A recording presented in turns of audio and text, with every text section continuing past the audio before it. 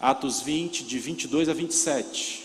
Eu quero ler com você e meditar com você nesses próximos minutos. Obviamente que pelo caráter também desse culto, nós vamos ultrapassar um pouquinho do horário que nós estamos habituados a cultuar ao Senhor, mas você com certeza não terá nenhuma dificuldade com relação a isso, entendendo esse momento. Atos 20,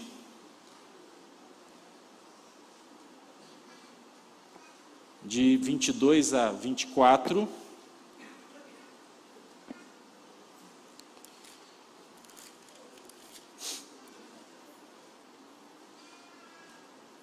Aqui nós temos um momento muito especial na vida e do ministério do apóstolo Paulo.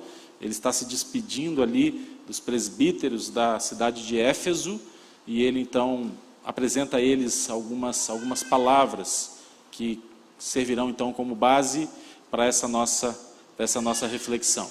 Agora, compelido pelo Espírito, estou indo para Jerusalém, sem saber o que me acontecerá ali.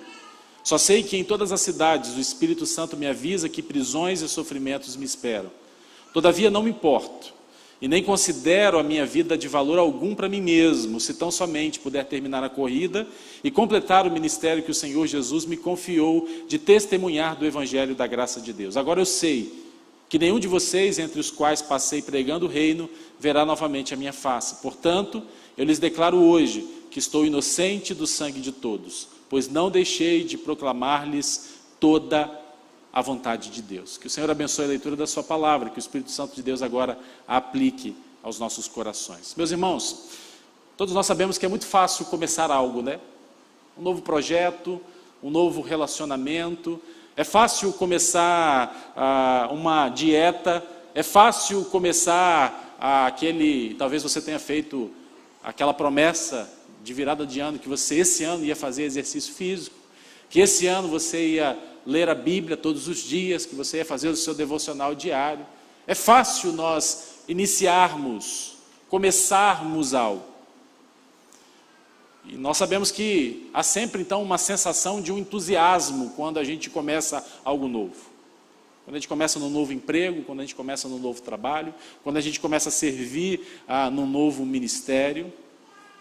Mas eu e você sabemos muito bem que a vida ela não é uma corrida de 50 metros. A vida não é um tiro curto. A vida é uma maratona de 42 quilômetros. É uma jornada, é um processo que se estabelece ao longo de toda a nossa caminhada. E você sabe muito bem que o mais importante do que começar bem é terminar bem. Eu lembro de uma dirigente de uma empresa que eu trabalhei, uma organização social que eu trabalhei, que ela sempre usava essa frase: há muitas pessoas que são boas de iniciativa, mas péssimas de acabativa. É claro que é um neologismo, ela criou essa palavra porque ela não existe, mas para mostrar que há muita gente que começa bem, mas que não termina bem. E o mais importante do que começar bem, ou o mais importante não é apenas começar bem, mas terminar bem. Eu conheço muitas pessoas que ficaram entusiasmadas em servir ao Senhor de alguma forma. Pessoas que começaram com gosto, com vontade, com dedicação. Mas então vieram as críticas, vieram os problemas e as dificuldades, e talvez essas pessoas descobriram que as pessoas não respondem às vezes de uma maneira tão satisfatória assim ao nosso ministério, a maneira como nós nos apresentamos, a nossa dedicação, o nosso serviço. E depois de algum tempo, e depois de alguns anos, essas pessoas então deixaram o ministério. Conheço pastores inclusive que o fizeram deixando o ministério com muita amargura, com o cinismo já sendo instaurado no seu coração. Mas nós sabemos que nenhum de nós quer que isso aconteça conosco. Paulo não queria que isso acontecesse aqui com os presbíteros ali de Éfeso. Paulo queria que eles, assim como nós queremos para nós mesmos, que possamos correr essa jornada, essa maratona até a linha da chegada, não desistindo da corrida, não abandonando a corrida, não parando, mas prosseguindo, passo a passo, centímetro por centímetro, quilômetro por quilômetro, até que, enfim, possamos chegar à linha de chegada. Paulo aqui está compartilhando a sua própria vida. E ele vai apresentar aqui, meus irmãos, segredos de um ministério que dura até o fim da vida. Quando Paulo escreve a sua última carta, 2 Timóteo, é o último escrito do apóstolo Paulo, ele vai dizer no capítulo 4, verso 7, combati o bom combate, acabei a carreira, terminei a corrida, guardei a fé. O segredo final, então, da maneira como Paulo terminou a sua corrida, terminou a sua jornada, terminou a sua carreira, eu creio que está no verso 24 do texto que nós lemos. Quando ele diz, todavia eu não me importo e nem considero a minha vida de valor algum para mim mesmo, se tão somente puder terminar a corrida e completar o ministério que o Senhor Jesus me confiou, de testemunhar do Evangelho da graça de Deus. Eu quero dizer para você que eu tenho uma tarefa muito difícil aqui nessa noite. E a minha tarefa é convencer você de que esse verso 24, ele não se aplica apenas ao apóstolo Paulo, apenas a alguns poucos que são separados para o ministério específico, pastores, missionários. A minha tarefa nessa noite é mostrar para você que esse verso 24 está relacionado a mim e a você, a todos nós, porque a todos nós é proposto uma corrida, uma jornada. E como eu disse, mais importante do que começar bem essa corrida, é terminar bem essa corrida. E Paulo está dizendo aqui, meus irmãos, que para terminar essa corrida, ele colocou o seu ministério acima da sua própria vida. E aí talvez você logo queira justificar, dizendo, pensando, mas era o apóstolo Paulo. Ele foi chamado para isso.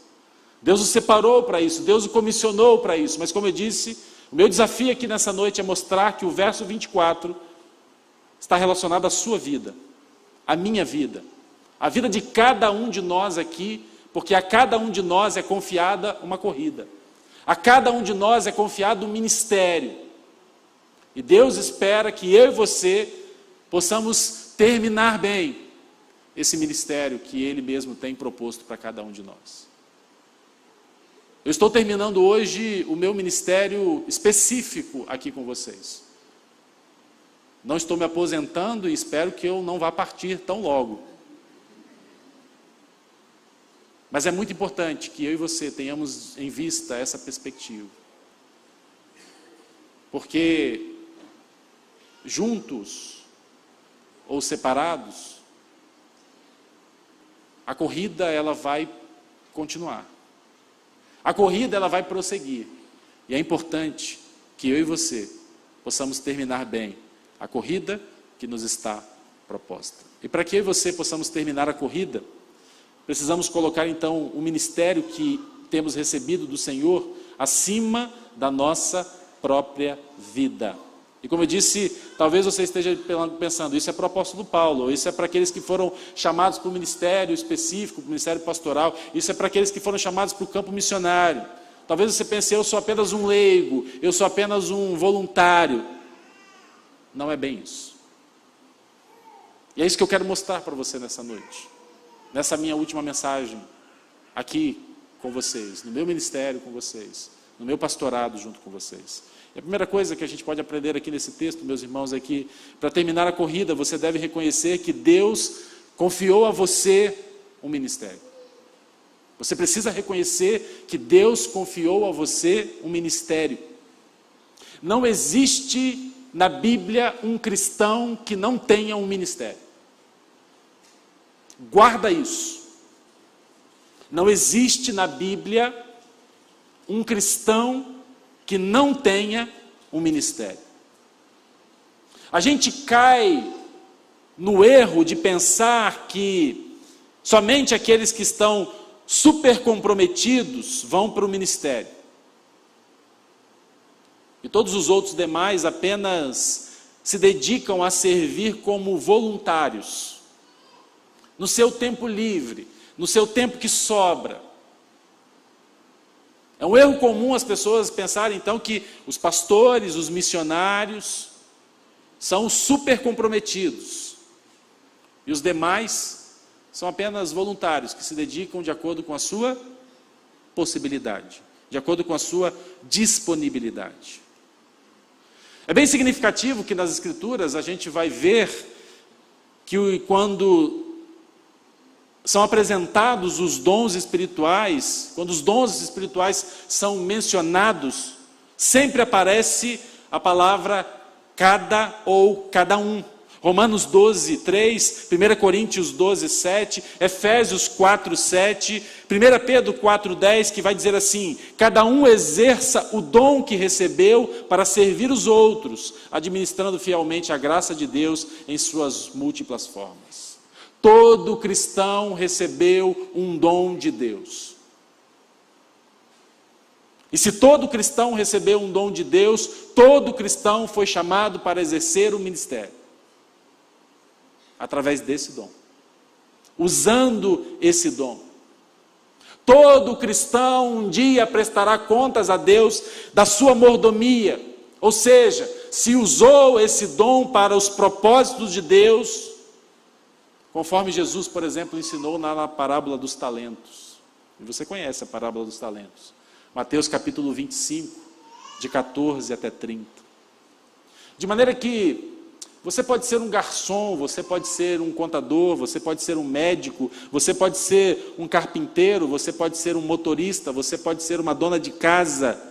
Se você é um cristão, você precisa se ver, você precisa se enxergar em um ministério, assim como eu estou no ministério.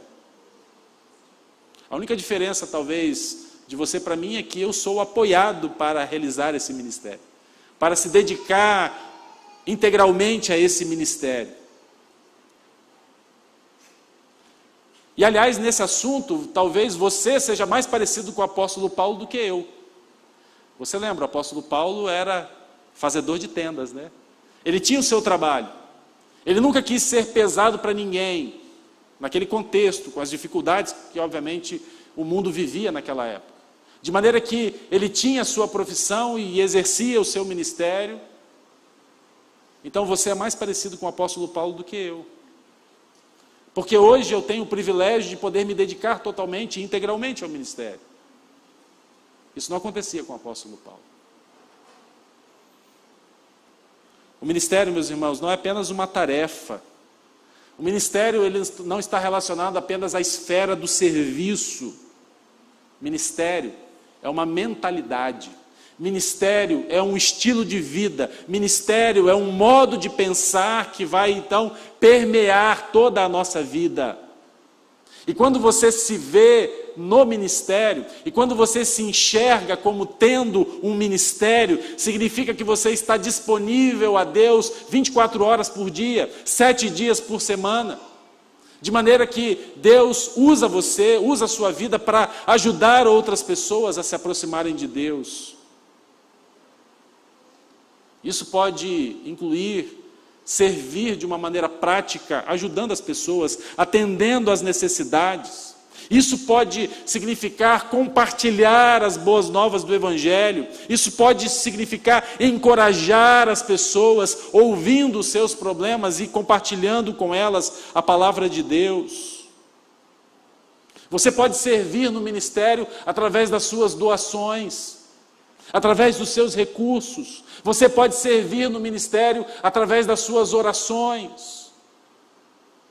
Uma das coisas que sempre tocou muito o meu coração, quando eu estou com aqueles nossos queridos irmãos de lã branca, as ovelhinhas de lã branca, e algumas delas que não podem estar presencialmente aqui, mas que sempre me dizem: pastor, eu estou orando pelo Senhor. Eu estou sustentando o seu ministério com as minhas orações. Eu sempre agradeço e digo: permaneçam, porque isso é fundamental. Seja qual for a forma que o ministério que Deus concede para você, ele assuma, servir significa não focar em si mesmo, mas nos outros, estando disponível para trabalhar na obra de Deus, na seara de Deus. Mas é claro, você não cumprirá o seu ministério se você não souber qual é o seu ministério. Você precisa descobrir qual é o seu ministério, para que você possa empenhar a sua vida ali, dedicar a sua vida ali. E talvez você esteja pensando, pastor, eu gostaria de fazer isso algum dia, mas agora eu estou muito ocupado, porque eu tenho muito trabalho, eu tenho muita coisa para fazer, eu tenho muita coisa para conquistar, eu tenho muita coisa para empreender, eu tenho muita coisa para estudar, eu tenho muita coisa para construir. Eu queria te apresentar a segunda verdade que nós podemos encontrar aqui nesse texto. E essa verdade é, para que você possa terminar bem a corrida, você deve reconhecer que você é um soldado, um recruta, e não um voluntário. Na obra de Deus, diante de Deus, você é um soldado, você é um recruta, e não um voluntário. É interessante que Paulo vai dizer aqui que, no verso 22, que ele compelido pelo Espírito, e a ideia aqui do compelido é que preso pelo Espírito, ele diz, eu estou indo para Jerusalém sem saber o que me acontecerá ali, só sei que em todas as cidades o Espírito Santo me avisa que prisões e sofrimentos me esperam. Paulo está dizendo que ele sentia a direção de Deus, ou do Espírito Santo de Deus, para ir a Jerusalém, sem saber, sem ter a real noção daquilo que aconteceria com ele ali. Ele só tinha uma certeza, que em todas as cidades, o Espírito Santo avisava ele que haveria prisões, que haveria sofrimentos e que ele deveria aguardar isso. Mas é interessante porque isso não deteve Paulo. Isso não fez Paulo decidir que era hora de se mudar para aproveitar a sua aposentadoria, para viver dias bons e felizes. Não. Veja, o Espírito Santo dizia para Paulo, Paulo, você pode esperar uma coisa, prisão e sofrimento. E aí Paulo dizia, não, eu não quero isso não. Deixa esse negócio para lá. Deixa eu arrumar um cantinho de roça, onde eles precisem do meu serviço lá, e eu possa ficar ali, realizando o meu trabalho e vivendo a minha vida, mas, sofrimento, prisão. E por que Paulo obedecia? Paulo obedecia porque ele se via, ele se enxergava como um soldado, que estava sobre as ordens do seu superior, do seu Senhor. Paulo não se via como um voluntário.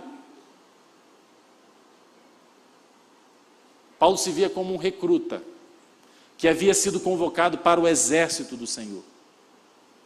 E ele estava sobre ordens. E ele buscava obedecer, tendo a certeza de que estava sendo conduzido pelo Espírito Santo de Deus, que o mandava a ir às cidades, a se deslocar aos lugares aonde Deus queria usar Paulo no exercício do seu ministério. Com muita frequência, nós ouvimos na igreja, e principalmente naqueles momentos em que a gente está quase que desesperado para ter mais pessoas trabalhando, servindo, dizendo, venha como um voluntário, sirva como um voluntário na causa de Deus, na obra de Deus.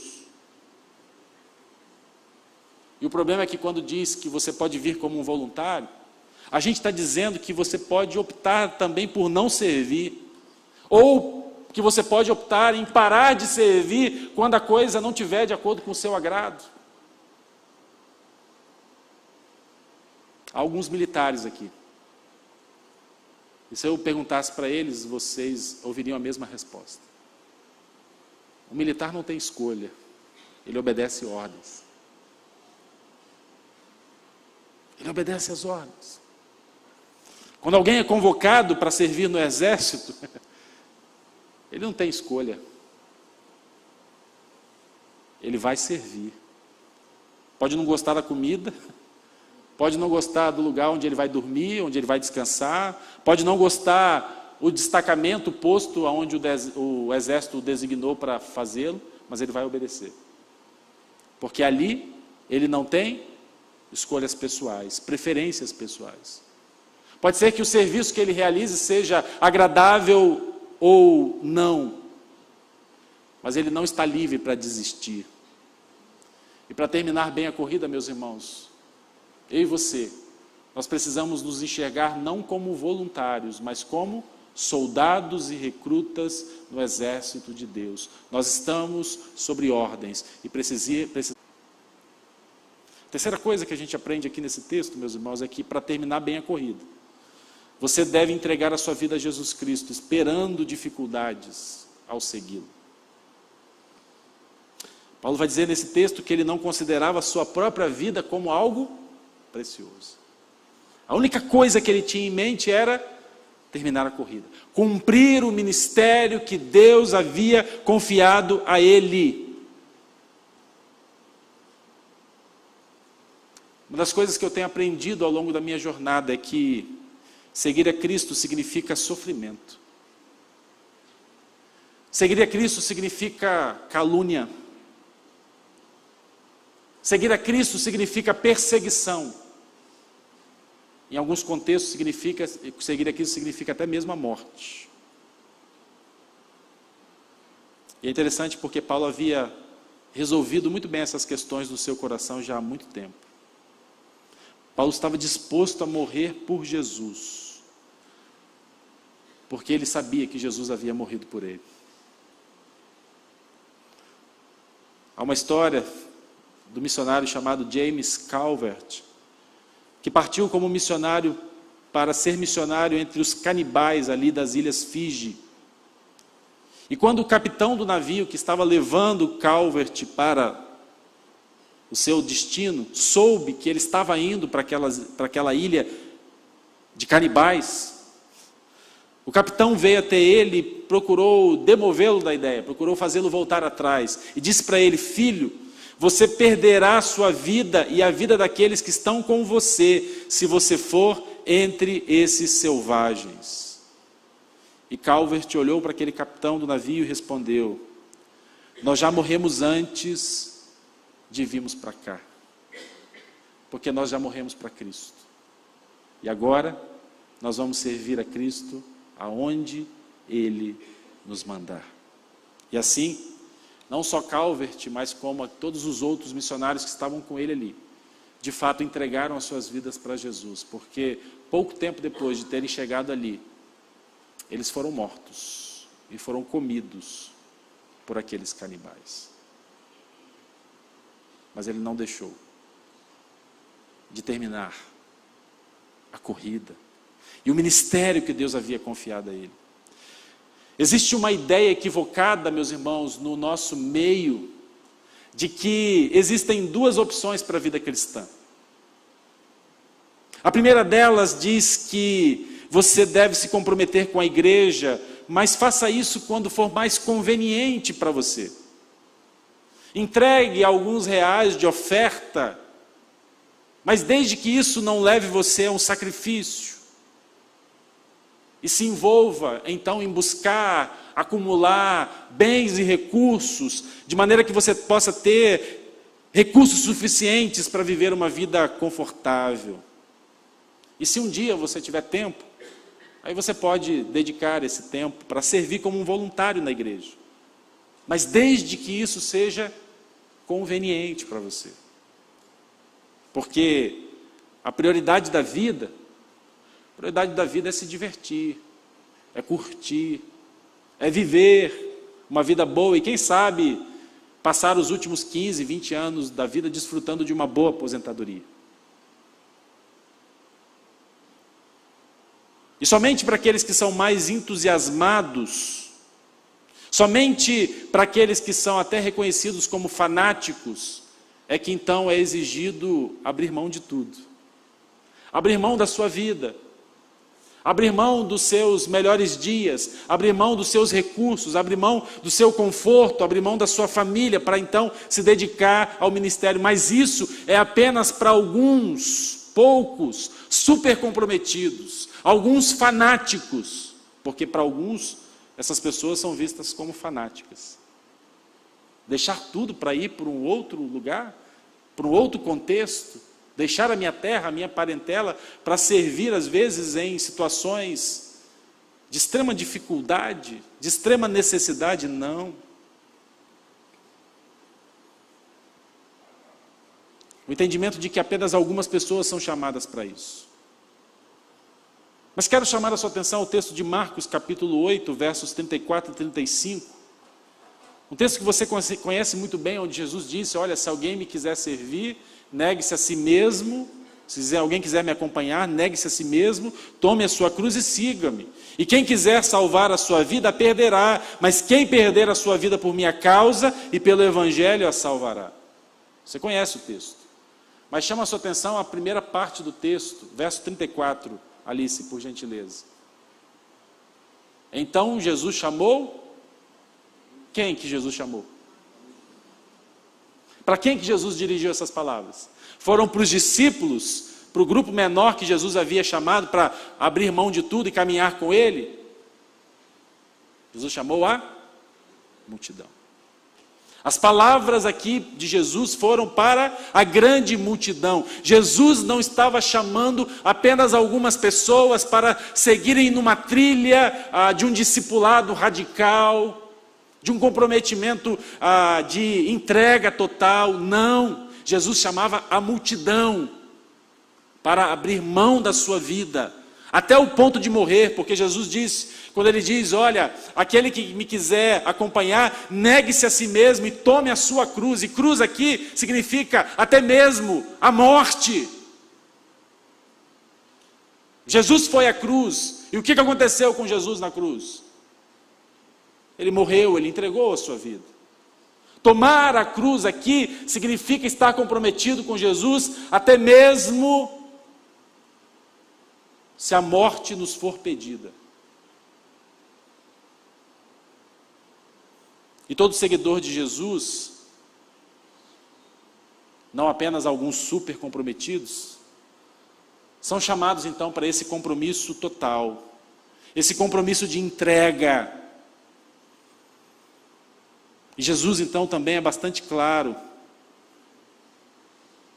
quando ele diz aquilo que ele fará com aqueles que professam conhecê-lo, mas são mornos em seu compromisso.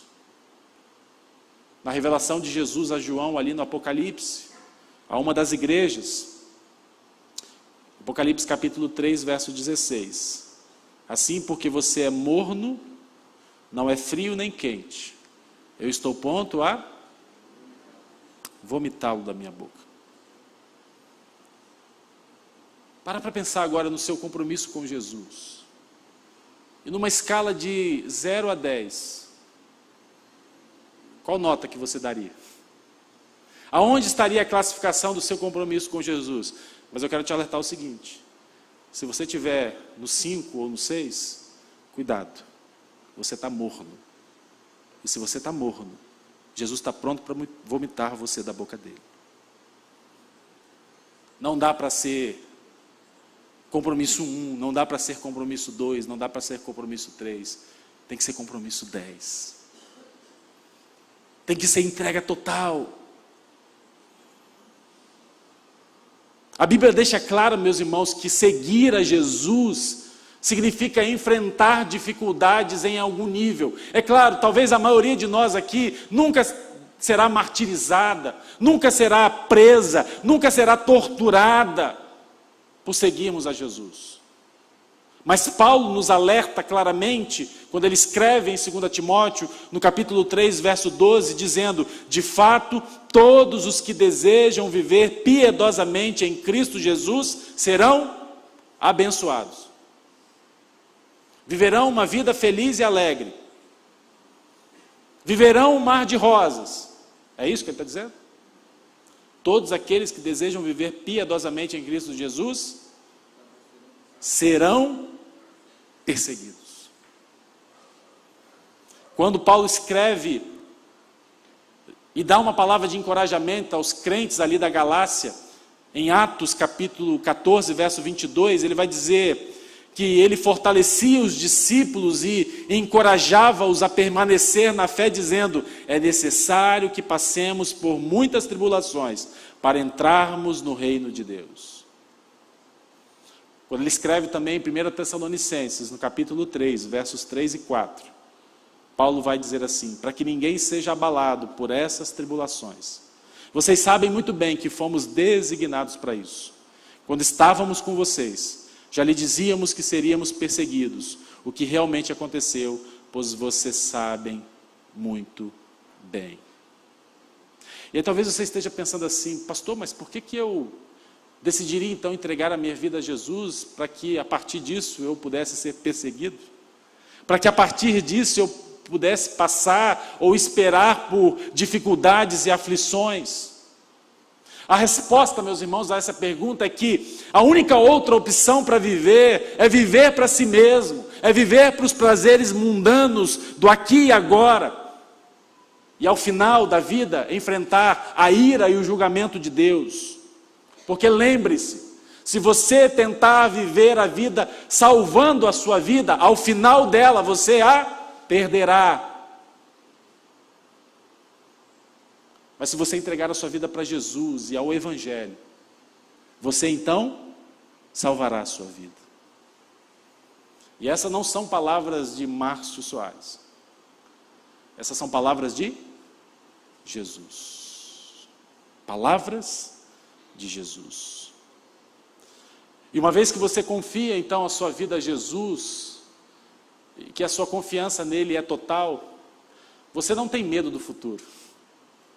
Você não tem medo daquilo que lhe aguarda, porque o seu futuro está nas mãos de Deus.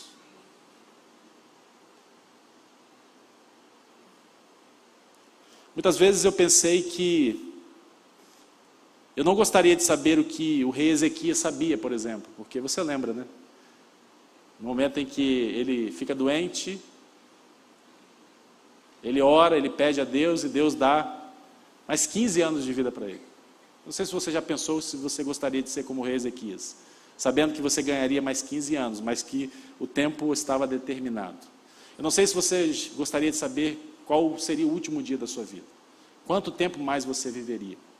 No primeiro momento eu sempre achei que eu não gostaria de saber. A gente ficar pensando em vista a essa perspectiva.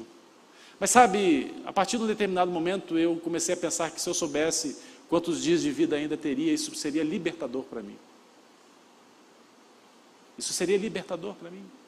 Porque eu passaria a viver agora sobre essa perspectiva de aproveitar cada momento, cada tempo, cada segundo, cada minuto, cada hora, cada dia, cada mês, cada ano, para cumprir o ministério que o Senhor confiou a mim. De maneira que eu pudesse então concluir a minha jornada, terminar a minha corrida e ao final dela, na linha de chegada, poder ser recebido pelo Senhor mesmo, ouvindo Jesus dizer: bem-estar, servo bom e fiel. Sobre o pouco foste fiel, sobre o muito te colocarei. Entra no gozo do teu Senhor. O Espírito Santo dizia para Paulo que as aflições o aguardavam e nada mais. O Espírito Santo está dizendo para mim e para você que as aflições nos aguardam e nada mais. E nós precisamos viver sobre essa perspectiva. Precisamos viver, meus irmãos, cada dia totalmente para o Senhor, sabendo que Ele mesmo tem trazido provações para as nossas vidas, mas que Ele também dará a cada um de nós graça para suportarmos as provações. E que não sobrevirá provações que nós não teremos as condições de suportar. Porque o Senhor é fiel e justo e não permitirá uma carga maior do que aquilo que a gente consiga suportar. E claro, suportaremos na força do poder e da operação do Espírito Santo de Deus nas nossas vidas. A única maneira, meus irmãos, de nós vivermos à luz da eternidade é viver para Cristo Jesus aqui e agora, confiando nele, mesmo em meio às provações, mesmo em meio às lutas, às angústias, às aflições da nossa vida. De maneira que, se você quer terminar bem a corrida, você precisa reconhecer que Deus confiou a você um ministério e que você é um soldado e não um voluntário. Você deve entregar a sua vida a Jesus, esperando que provações e aflições venham até você. Mas há uma outra coisa. Para que eu e você possamos terminar a corrida, você e eu precisamos manter a linha de chegada diante de nós. Precisamos mirar a linha de chegada. E o que significa a linha de chegada? Paulo vai dizer que a linha de chegada é a fidelidade ao Evangelho da graça de Deus. Para terminar a sua carreira, a sua corrida, Paulo vai dizer aqui no verso 24, que ele precisava testificar, testemunhar do Evangelho da graça de Deus. Todavia, não me importo e nem considero a minha vida de valor algum para mim mesmo, se tão somente eu puder terminar a corrida e completar o ministério que Jesus me confiou de testemunhar do Evangelho da graça de Deus. Nem todo mundo é chamado para ser um pregador, para ser um evangelista, como Paulo foi. Não é verdade? Mas seja qualquer dom que Deus nos confiou, o ponto principal é o mesmo. Nós devemos ser fiéis em nossas vidas. Nós devemos ser fiéis em nossas palavras. Nós devemos ser fiéis em nossas atitudes de pregar o Evangelho da graça de Deus. De testemunhar do Evangelho da graça de Deus. Fazendo isso com aquilo que a gente é, com aquilo que a gente fala, com aquilo que a gente faz. Porque se as nossas vidas, se o nosso comportamento, se a nossa atitude trai o Evangelho da graça de Deus, nós seremos culpados, meus irmãos, pelo sangue daqueles que foram maculados pelo nosso fracasso. Se nós falarmos uma coisa para as pessoas, mas vivermos outra, seremos responsáveis de sangue, daquelas vidas que Deus tem colocado ao nosso redor. Foi isso que Paulo disse aqui. Ele disse, olha, com relação a vocês, eu estou limpo da culpa de sangue, porque eu me dediquei a testemunhar do Evangelho da graça de Deus, durante todo o tempo que eu estou com vocês. No verso 26, Paulo vai dizer, portanto, eu lhes declaro hoje que eu estou inocente do sangue de todos. Meus irmãos, se as nossas vidas e se as nossas palavras dão testemunho do Evangelho da graça de Deus, nós seremos inocentes do sangue daqueles que entraram em contato conosco e com o nosso testemunho. E talvez Paulo, quando diz essas palavras aqui, ele faz referência àquilo que Ezequiel, capítulo 37, e capítulo 3, perdão, e capítulo 33 vai nos dizer. E eu confesso que eu não sei totalmente o que o Senhor quis dizer aqui, quando ele disse a Ezequiel que exigiria dele o sangue de homens perversos, se ele não se levantasse e avisasse sobre o julgamento que estava iminente. De maneira que, qualquer coisa que isso signifique, isso é assustador. E nós precisamos estar plenamente conscientes disso.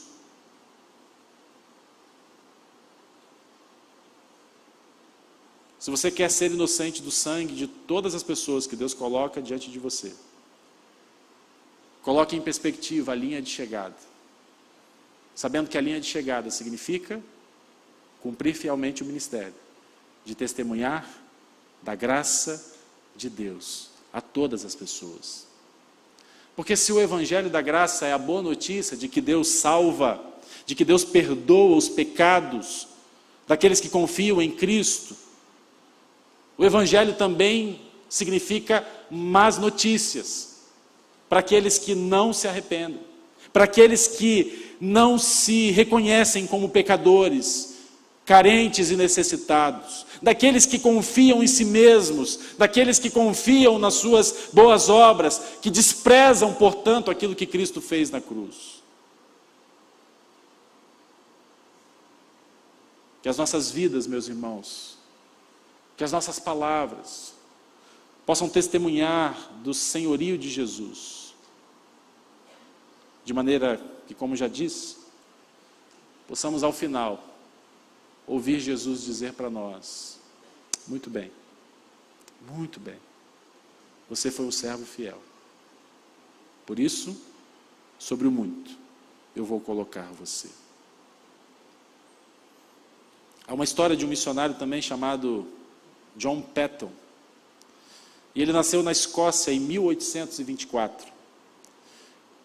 E aquele homem foi criado num lar piedoso e, ainda jovem, entregou a sua vida para Jesus. E ele foi se dedicar a uma missão evangelística na mesma cidade que ele nasceu, ali na Escócia.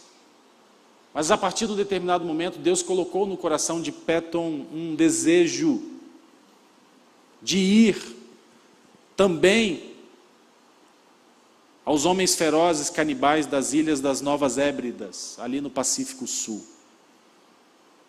Só que em 1839, os primeiros missionários nessas ilhas foram espancados até a morte, cozidos e comidos pelos canibais daquela ilha. E isso aconteceu alguns poucos minutos depois que eles desembarcaram ali. Cerca de 10 anos depois, alguns outros missionários desembarcaram em ilhas próximas, aonde os nativos ali mostraram interesse pelo Evangelho. E o Senhor converteu cerca de 3.500 nativos daquelas ilhas. De maneira que agora eles precisavam de pastores, eles precisavam de líderes, eles precisavam de orientadores, eles precisavam de mestres que pudessem os conduzir no caminho, ensinar para eles a palavra de Deus. E então, em 1857, Paton seguiu então para as ilhas das Novas Hébridas. E obviamente que quando ele disse que ele estava sendo direcionado por Deus para ir para aquele lugar, ele foi tremendamente desencorajado por todas aquelas pessoas que amavam ele. Seus familiares, os seus amigos, até mesmo irmãos e irmãs em Cristo Jesus que diziam: não vai para lá, é suicídio.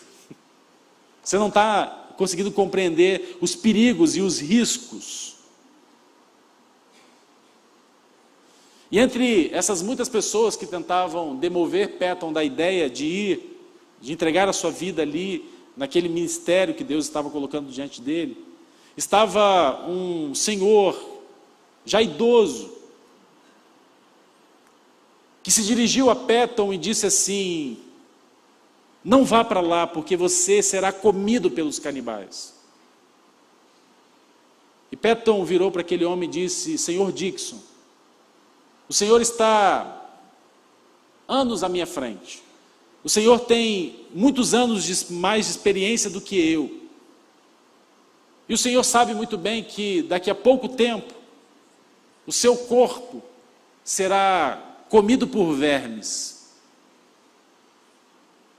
E eu confesso a você, que se eu pudesse viver e morrer servindo e honrando o Senhor Jesus, para mim não faria diferença se eu fosse comido por vermes ou se eu fosse comido por canibais.